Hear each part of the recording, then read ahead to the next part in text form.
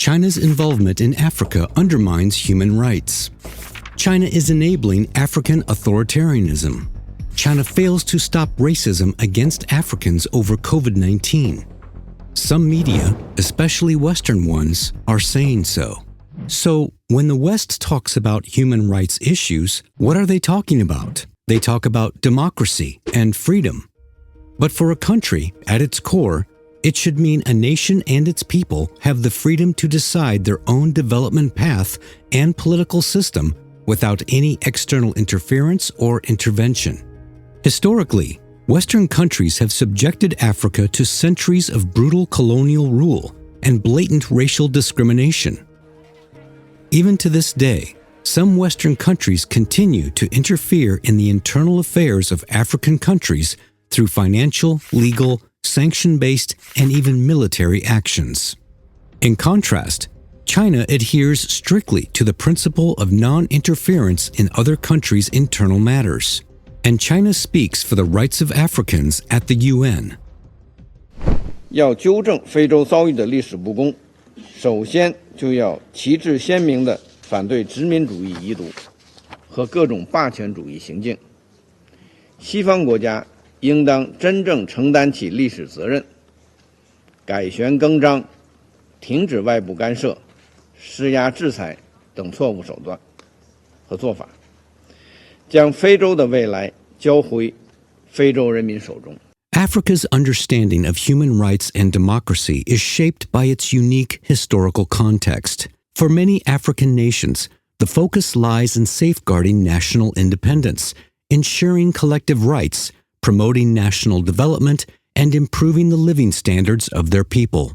This perspective drives African countries to prioritize cooperation and development as means to achieve social progress, which is exactly aligned with China's developmental concept.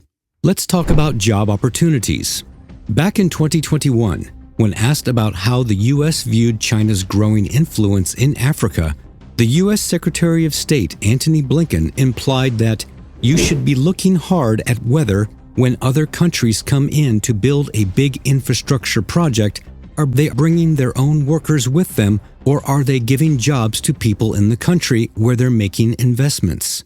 By the end of 2020, direct investment of Chinese companies in Africa had exceeded $43 billion.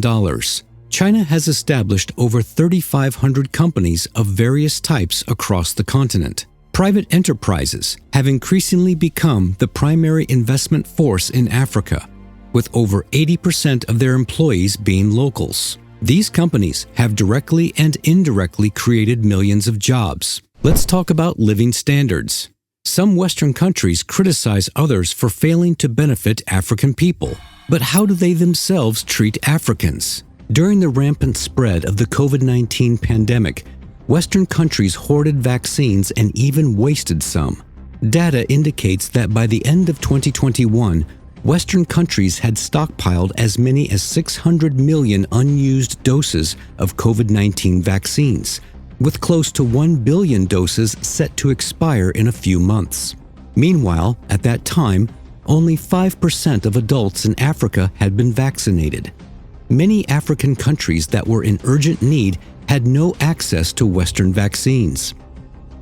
South African President Cyril Ramaphosa once harshly criticized this, saying, "The greed that they demonstrated is something that is quite disappointing indeed, particularly when they say they are our partners." China has consistently offered substantial assistance to Africa in the fight against COVID-19.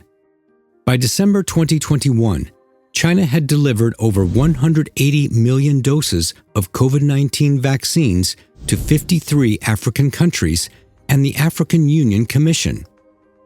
Additionally, China had dispatched about 23,000 medical personnel to over 40 African countries, providing treatment to around 230 million patients during the past decades.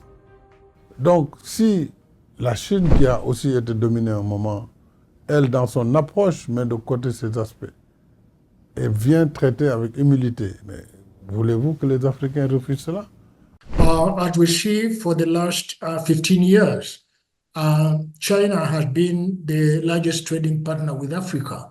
So as China's economy improves, we also expect benefits within the African countries because if we are cooperating with China, we are looking at industrial development, we are looking at infrastructure development. The list goes on and on.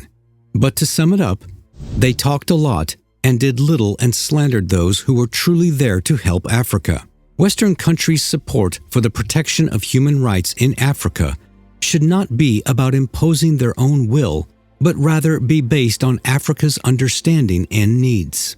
At the end of the day, it is African people who have the final say on whether China is violating human rights in Africa or not. China has consistently respected the choices of the African people, and the results of China-Africa cooperation are visible and tangible.